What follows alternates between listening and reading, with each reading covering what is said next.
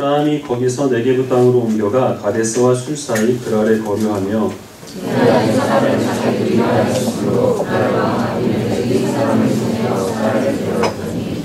그 다음에 하나님이 아비멜렉에게 현몽하시고 그에게 이르시되 내가 데려간 이 여인으로 말미암아 내가 죽으리니 그는 남편이 있는 여자이니라. 아비멜렉이 그 여인을 가까이 하지 아니하였으므로 그가 대답하되 주여 주께서 의로운 백성도 멸하시나이까. 그가 나에게 이는 내 누이라고 하지 아니하였나이까. 그 여인도 그는 내 오라비라 하였사오니 나는 온전한 마음과 깨끗한 손으로 이렇게 하였나이다. 하나님이 보내도 그에게 이르시되 내가 온전한 마음으로 이렇게 한 줄을 나도 알았으므로 너를 막아 네게 범죄하지 아니하였나니 너에게 가까이 하지 못하게 하기 때문이니라. 찾겠습니다. 이제 그 사람의 아내를 돌려보내라. 그는 선지자라. 그가 너를 위하여 기도하리니 내가 사느니와 내가 돌려보내지 아니하면 너와 내게 속한 자가 다 반드시 죽을 줄 알지니라.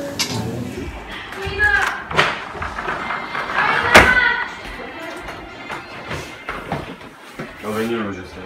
저 사실 개종하려고요. 무슨 일 때문에 개종 결심하게 됐죠? 사실은 이번 연도에 과학 수업을 맡게 된 권인선이라고 합니다. 반갑습니다. 오늘은 진화론에 대해서 배울 건데요. 진화론이 저는 가장 맞다고 생각하는데 여러분 어떻게 생각하시나요? 그럼 창조론은요? 그럼 말고 안 돼. 과학적으로 말이 안 돼. 진화론에 가장 맞다고 야, 너 돈 있냐? 돈 있어? 여기 1,000원 있는데. 왜 돈? 말을 안 해?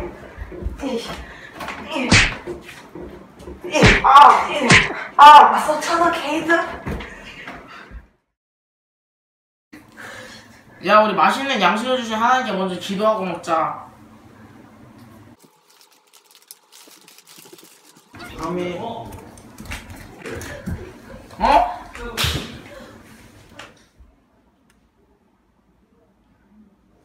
여보세요? 왜?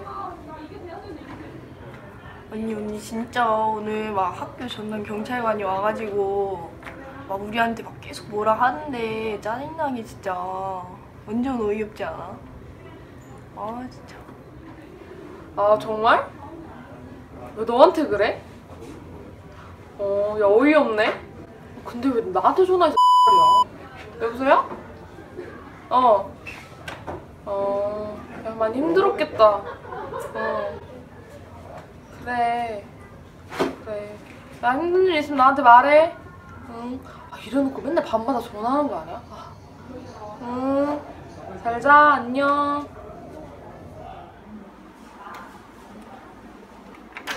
안 그래도 개종하면 조금 긴 시간 동안 생각하시고. 아니, 저도 생각할 시간 없다고요, 이제.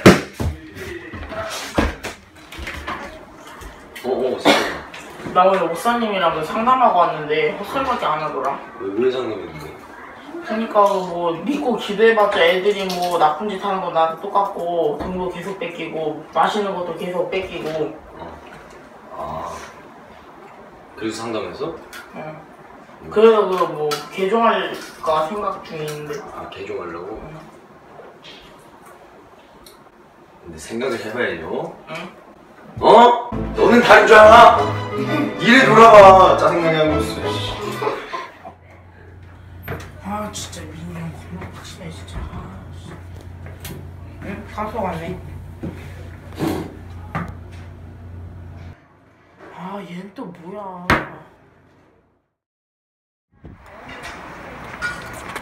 실수. 에이씨. 어쩌면 민기 형 말이 맞을 수 있겠는데.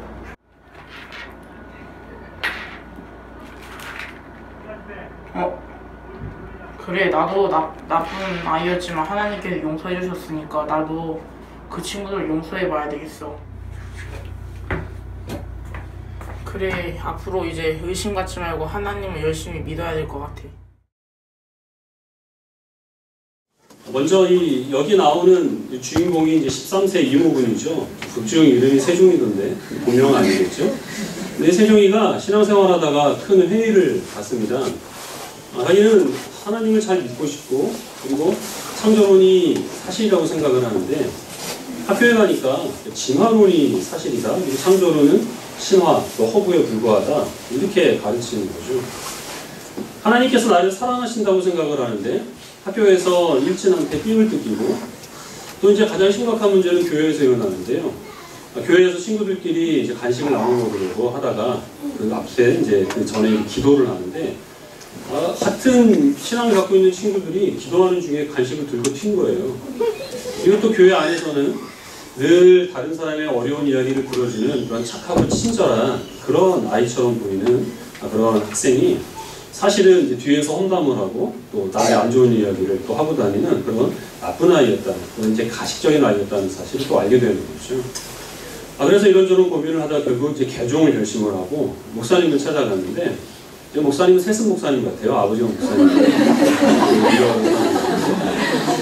그 목사님은 원론적인 얘기만 하는 거죠. 열심히 믿어야 된다, 기도해야 된다, 뭐 이런 얘기를 하니까 결국엔 이제 안 되겠다. 그래서 평소에 의지하고 있었던 18세 강모군을 찾아갑니다. 강모군한테 그런 고민들을 얘기를 하니까 이 형이 하는 이야기가 너는 다를 줄 알아? 그리고서 이제 나가버리는 거죠. 그래서 곰곰이 생각을 해보니까 자기도 교회를 다니고 있는 사람이지만 순전히 재미를 위해서 친구들을 괴롭힌 적이 있었다고 하는 거죠. 그래서 내가 다른 사람들에 대해서 갖고 있었던 좋지 않은 모습들 그리고 또한 그 친구가 나는 하나님을 믿는데 왜 쟤는 나를 괴롭힐까? 라는 그런 고민들을 내가 하게 만들었다는 사실을 알게 되고 그런 예수 그리스도를 믿지만 아직 온전치 못한 그런 나의 모습을 하나님께서 사랑하셔서 나를 구원하여 주셨으니 내가 그 사랑을 힘입어서 역시 마찬가지로 많은 의심이 있고 또 고난이 있지만 그 사랑을 붙들고 또 그 사랑을 내가 못마땅하게 여길 만한 그런 사람들에게 베푸는 것으로 그렇게 실천하며 살아가자 하는 것으로 이 영상이 끝맺게 됩니다. 짧은 영상이었지만 여기는 몇 가지 이제 중요한 신학적인 주제가 담겨 있는데 특히 두 가지만 요약해서 말씀을 드리면 첫 번째는 하나님 나라에 대한 개념입니다. 하나님의 나라는 겨자씨같이 미약하게 시작을 해서 나중에는 창대해지는데 그 과정이 굉장히 오래 걸립니다. 그리고 그렇게 하나님의 나라가 성장해 나가는 동안에 하나님께서 세상을 다스리신다, 역사하신다 하는 것이 눈에 드러나게 어떤 이적으로 나타나는 것이 아니라는 거죠. 그래서 신자들은 하나님의 백성으로 세상을 살아가지만 늘 그 시험에, 그 믿음에 시험을 당합니다. 어떤 과학과 이성, 이런 것에 도전을 받거나 아니면 고난을 당하거나 또 내가 믿는 것으로 인하여서 사람들에게 또 괴롭힘을 당하는 그러한 여러 가지 시험들을 통하여서 세상은 우리의 믿음을 자꾸만 꺾으려고 하죠. 그러나 그럼에도 불구하고 마음이 좋은 밭과 같아서 그런 시련과 고난과 그리고 의심들을 뚫고 뿌리를 내리면 풍성한 열매를 맺게 되겠지만 그러나 돌밭과 같은 마음들은 그런 시련들로 인하여서 결국 뿌리를 내리지 못하고 몸은 지금은 교회에 있는 것 같지만 언젠가는 하나님께로부터 그가 돌이킬 수밖에 없다라는 것이죠. 그리고 또 하나는 여기에 연관돼서 성화라는 것인데 성화는 거룩해진다라는 의미입니다. 우리는 죄인의 상태에서 구원을 받습니다. 그리고 신앙생활을 하는데 우리 신앙생활하는 목적은 예수 그리스도의 장성한 분량에 이르기까지 하나님을 닮아가는 겁니다. 그런데 이것도 하나님 나라와 마찬가지로 금방 이루어지는 게 아니라는데 문제가 생깁니다. 그래서 우리는 어느 순간에는 정말 거룩한 주의 백성으로 세상과 하나님 앞에 서게 되지만 또 어떤 순간에는 믿지 않는 사람들과 별반 다를 바 없는 모습으로 우리는 하나님과 세상 앞에 서게 된다는 것이죠. 그런데 그러한 무수한 과정을 거쳐서 하나님께서는 주께서 택한 자들을 세상을 향하지 않고 하나님을 향하도록 항상 그 방향을 하나님께서 강권적으로 돌이키심으로 우리는 하나님이 정하신 때에 주님께서 원하시는 거룩한 분량에 이르게 된다라는 게 바로 이 성화가 안고 있는 내용입니다. 그래서 예수님을 믿는 우리가 얼마든지 하나님을 의심할 수 있습니다. 그리고 우리가 기도하던 중에 간식을 들고 튈 수도 있는 것이고 남의 험담을 할 수도 있다는 것이죠. 그러나 그런 모든 것들을 하나님께서는 우리에게 잘못이라는 것을 알게 해주셔서 회개의 그 은혜를 통하여서 하나님께서 우리를 하나님의 백성으로 만들어 가신다라는 게 이 짧은 영상 안에 담겨있는 심오한 신학적인 주제가 되는 겁니다. 오늘 우리가 읽은 이 본문에서 아브라함도 바로 여기에 해당하는 그런 모습을 보이게 되는데요. 우리는 지금까지 소돔에 있었던 롯의 그 가정에 일어난 일들을 살펴봤습니다. 롯은 결국 그 딸들과 동침을 하여서 모압과 암몬 족속의 조상이 되는 것으로 롯에 대한 모든 이야기는 이제 성경에서 마무리가 됩니다. 그리고 이제 다시 아브라함에게로 그 이야기가 돌아오게 되는데, 아브라함이 소돔과 고모라의 멸망을 목격한 후에 그는 다시 거주지를 옮깁니다. 지금까지는 헤브론에서 살고 있었는데요. 헤브론의 남쪽 지방인 그랄이라는 곳으로 그가 거주지를 옮기게 됩니다. 왜 그곳으로 갔는지는 성경에 구체적으로 나와 있지는 않지만 아마도 소돔과 고모라가 광범위하게 멸망이 됐기 때문에 그의 그 거느리고 있는 양떼들을 먹일 만한 목초지를 찾아서 그 남쪽 지방으로 옮겨가는 것으로 그렇게 추측하는 사람들이 많습니다. 근데 낯선 땅으로 가면서 이 아브라함에게는 불안한 마음이 생깁니다.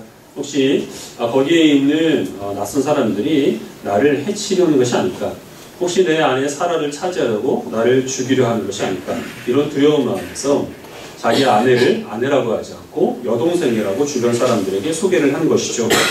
그리고 아니나 다를까 그라를 다스리고 있던 아비멜렉이라고 하는 왕이 그 아브라함을 매형으로 모십니다. 아브라함의 아내인 사라를 그가 데려가서 자기의 아내로 삼게 된 겁니다. 그때 하나님께서 이 아비멜렉의 꿈에 나타나셔서 너는 죽을 것이다. 너는 다른 사람의 아내를 취했기 때문에 그 죄로 인해서 너는 죽게 될 것이다. 이렇게 말씀합니다. 그래서 아비멜렉은 하나님께서는 의로운 자를 멸하시는 것이 합당합니까? 라고 항변을 하면서 아브라함이 이 사라를 만약에 아내라고 했다면 나는 여인을 취하지 않았을 겁니다. 근데 여동생이라고 했기 때문에 나는 그녀를 데려온 것이고 아직까지 사라와 동침을 하지 않았습니다. 이렇게 얘기합니다. 하나님께서는 나는 그걸 알고 있다. 그러나 너로 하여금 죄를 짓지 않게 하기 위하여서 그래서 지금 너에게 나타난 것이다. 너는 이 사라를 다시 아브라함에게 돌려주고 그리고 아브라함은 선지자이기 때문에 그에게 너를 위해서 기도해달라고 부탁을 해라. 이렇게 말씀하십니다. 하나님께서 이렇게 적극적으로 개입하신 이유가 무엇이겠습니까? 지금 하나님의 계획은 내년이면 이 사라를 통하여서 이삭을 낳게 하시는 것이고 그 이삭으로 말미암아 하나님의 거룩한 나라를 이루려 하시는 것이 하나님의 뜻입니다. 그런데 이 목적이 이루어지게 위하여서는 반드시 이 사라는 아브라함과 이 관계 가운데서 아이를 낳아야만 하는 것이죠. 근데 아비멜렉에게 이 사라를 빼앗기게 되거나 그리고 지금 이 상황은 하나님께서 특별히 사라의 태를 여셔서 지금까지 아이를 낳지 못했던 그 사라가 아이를 낳을 수 있는 모든 준비를 다 하신 상태인데 만에 하나 아비멜렉의 아이를 낳게 된다고 한다면 하나님의 이 모든 계획들은 다 수습할 수 없이 이제 꼬여버리게 되는 것이죠. 하나님께서 강권적으로 개입하셔서 이 모든 문제들을 이제 해결해 주십니다. 창세기를 처음부터 살펴본 분들은 무엇인가를 느끼셨겠지만 지금 우리가 읽은 내용은 어디선가 여러분들이 한번 보신 것 같지 않습니까? 만약에 이 내용이 생소하시다면 여러분들은 정말 좋은 성격을 갖고 계신 겁니다. 잊어버리고 싶으면 언제든지 잊을 수 있는. 창세기 12장에서 하나님께서 아브라함에게 처음 가나안 땅으로 가라라고 말씀하신 후에 그 가나안 땅이 기근이 되었기 때문에 아브라함이 애굽으로 넘어가게 되죠. 근데 그 애굽으로 가면서 애굽 사람들이 혹시나 그 사라 때문에 자기를 해치지 않을까라는 것을 두려워해서 아브라함은 사라를 여동생이라고 주변 사람들에게 소개를 했다가 애굽 왕 바로에게 사라를 빼앗기게 된 그런 일이 있습니다. 그때도 하나님께서 그 바로의 집에 재앙을 내리셔서 바로가 자기 매형을 호출하죠. 그러면서 왜 나를 속였느냐 라고 꾸짖으면서 많은 재물을 남겨주고 애굽 땅에서 아브라함을 쫓아낸 적이 있었습니다. 그때 있었던 일과 이 창세기 20장에서 있었던 일은 거의 똑같습니다. 달라진 것이 있다면 아브라함의 위상입니다. 창세기 12장에서는 25년 전입니다. 75세의 아브라함. 그가 처음 하나님을 만났을 때 그때의 아브라함입니다. 우리 식으로 말하면 초신자 때입니다. 그로부터 25년이 지납니다. 이 25년 동안 어떤 일이 있었습니까? 하나님께서 아브라함과 동행하시면서 그에게 수시로 약속을 주시고 할례를 허락하시고 언약식을 맺으시고 그리고 또 이 직전에는 이 소돔 땅을 위해서 아브라함이 기도한 그 기도를 들으시면서 하나님께서는 그 기도를 통하여 롯을 구원하시는 일들을 해냈습니다.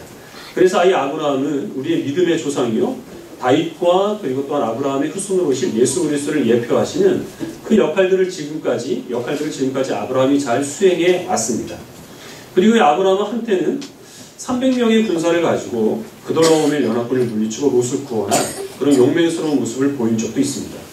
그런데 25년이 지난 바로 이때 이 아브라함은 우리 식으로 얘기를 하면 중직자나 아니면 목회자가 되어 있어야 되는데 초심잣대로 고스란히 도와버렸다고 하는 것이죠. 모세 생명을 구원하기 위해서는 목숨을 걸고 싸웠던 그 아브라함이 자기의 일신상의 위협 때문에 하나님의 약속이 이루어지고, 그리고 또한 평생을 이 자기 옆에서 함께 동행해야 될 그 사라를 다른 사람의 아내로 넘겨주는 일을 서심치 않고 감행했다는 것입니다. 아브라함이 왜 이렇게 됐을까요? 모르죠, 우리는. 그러나 우리는 그 이유는 모르지만 이 아브라함이 우리와 별반 다를 바 없다는 사실만큼은 확실합니다. 우리도 죄인 상태에서 구원받아서 많은 연약한 모습을 가지고 신앙생활을 시작을 합니다.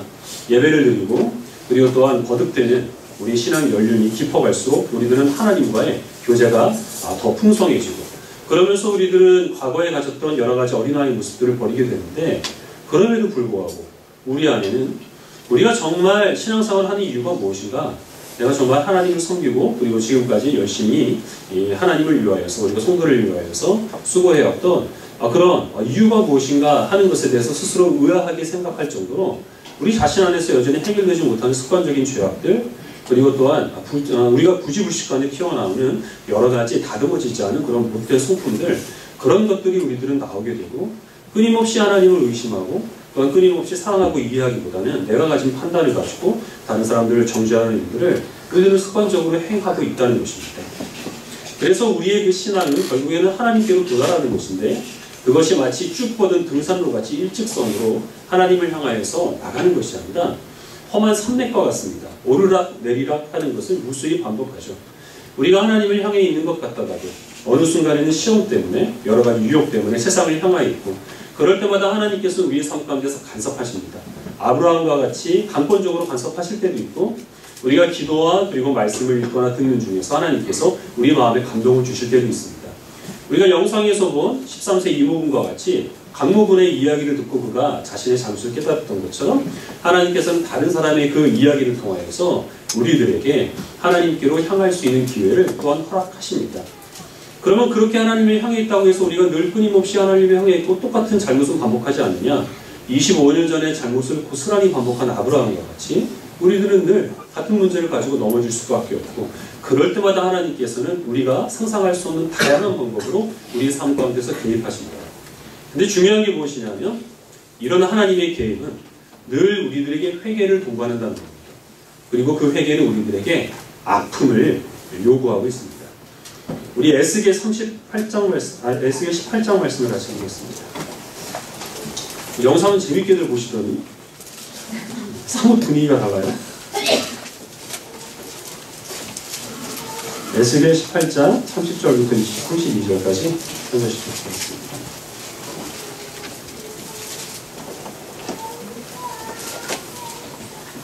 구약 1173페이지입니다.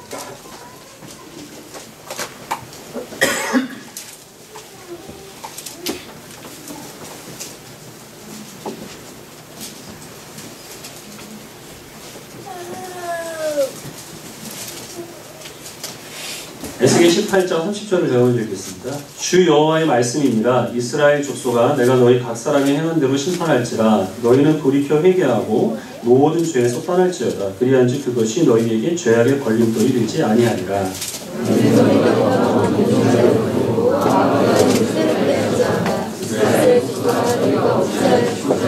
읽겠습니다. 주 여호와의 말씀이니라. 죽을 자가 죽는 것도 내가 기뻐하지 아니하노니 너희는 스스로 돌이키고 살지니라. 아멘.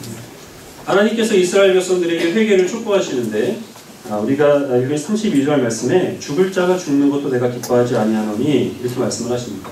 죽을 자가 죽는 것도 내가 기뻐하지 않는다라는 것은 죽어 마땅한 자가 그 죄를 안고 그대로 죽어 심판당하는 것을 내가 기뻐하지 않는다라는 그런 의미입니다. 그렇기 때문에 하나님께서는 이스라엘 백성들에게 지금 회개를 요구하신다는 것이죠. 근데 이스라엘 백성들로 하여금 회개하시게 하는 그런 하나님의 수단이 무엇이냐면 바로 심판입니다. 이스라엘 백성들이 아수르와 바벨론의 나라를 빼앗기고 70년 동안 남의 나라에서 타향살이를 하게 되는 거죠. 앞 세대는 거기에서 죽게 되고, 거기에서 태어난 세대는 다시 하나님이 약속하신 가나안 땅으로 돌아와서 아무것도 없는 폐허가 된 그 황무지에 이스라엘을 건설해야 하는 그런 수고를 감당하는 것입니다. 이런 고통이 이스라엘 백성 가운데 회개의 수단으로 주어지는 것이고, 그리고 이 고통을 이스라엘 백성들이 감수한다면 그들은 돌이켜 하나님의 백성으로서의 지위가 회복된다는 것이죠. 근데 그렇게 하지 않고 차라리 이런 회개의 고통을 감수하니 나는 회개하지 않겠다라고 버티는 그런 이스라엘 백성이 있다면 그는 결국 하나님의 은혜 가운데서 끊어질 수밖에 없는 겁니다.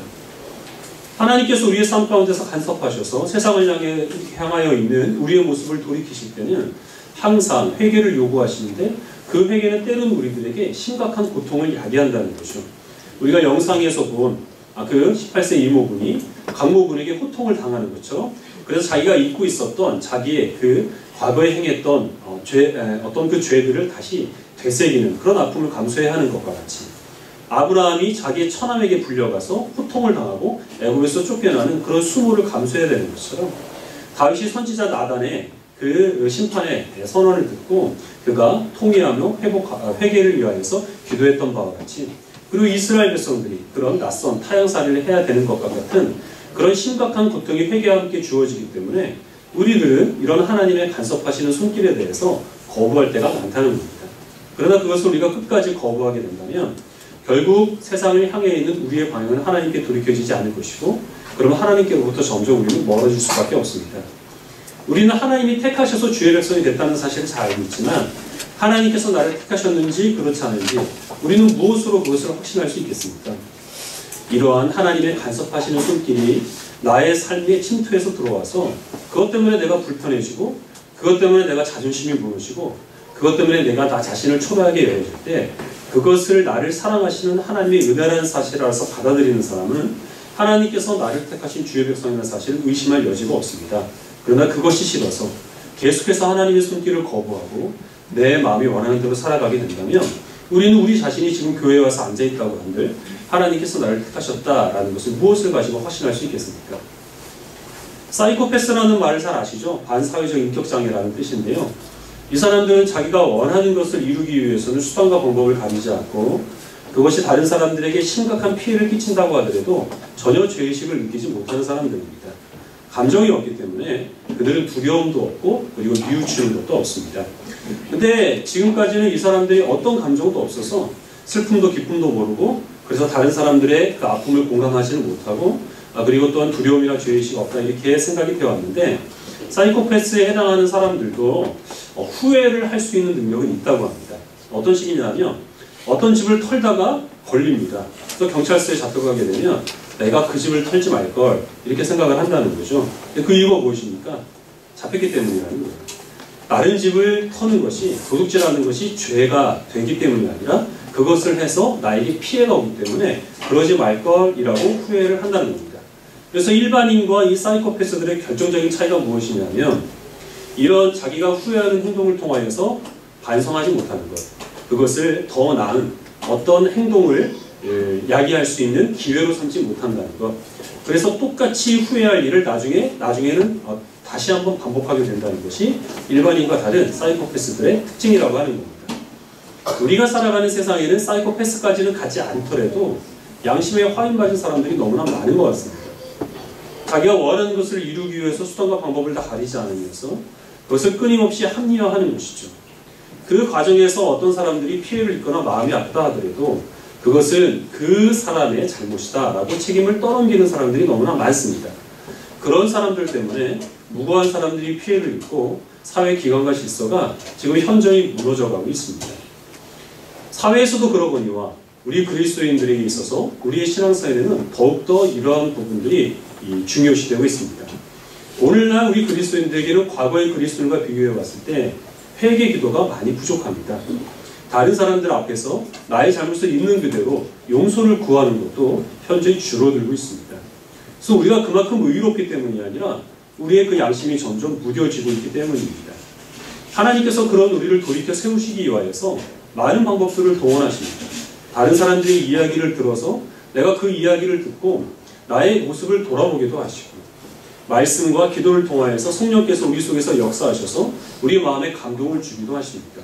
어떤 경우에는 다른 사람의 잘못된 모습을 보게 하셔서 내가 저 사람의 허물을 이렇게 보는 것과 같이 다른 사람들도 나의 허물을 이와 같이 볼 수 있지 않을까라는 것들을 하나님께서 우리들에게 생각할 기회들을 주십니다. 그러나 만약에 이런 것들이 우리들에게 다가오는 것을 우리는 귀찮다, 내가 이런 것을 감수하기는 너무 버겁다. 나는 이런 것을 가지고 내 잘못을 돌아보기에는 떳떳하다라고 생각하여서 이런 하나님의 간섭하심을 계속 내치게 된다면 우리들은 영적인 의미에서는 사이코패스가 되고 마는 것입니다. 우리는 부족하고 우리는 많이 연약합니다. 하나님 앞에서 나의 있는 그 연약함들을 있는 그대로 드러내지 못하는 사람은 내 앞에 보이는 다른 사람들의 연약함들을 용납할 수 없다는 사실을 우리는 기억해야 할 줄 압니다. 하나님께서 내 삶을 간섭하실 때 주님께서 내 마음을 만지시고 하나님께서 잠들어 있는 나를 흔들어 깨우실 때마다 우리는 괴롭고 고통스럽고 자존심이 상하고 그리고 몹시 귀찮겠지만 그러나 그런 모든 하나님의 손길들은 나를 미워하시거나 나를 심판하시기 위한 증오의 손길이 아니라 사랑의 손길이라는 사실을 기억하시길 바랍니다. 지금 이 모습보다 훨씬 더 아름다운 모습으로 우리를 빚어가시기 위하여서 우리를 어루만지시고 우리를 흔들어 깨우시는 그 하나님의 손길 가운데서 주님을 닮은 거룩한 모습으로 변화되기 위해 늘 회개에 힘쓰시는 저와 여러분 되시기를 간절히 소원합니다. 기도하겠습니다.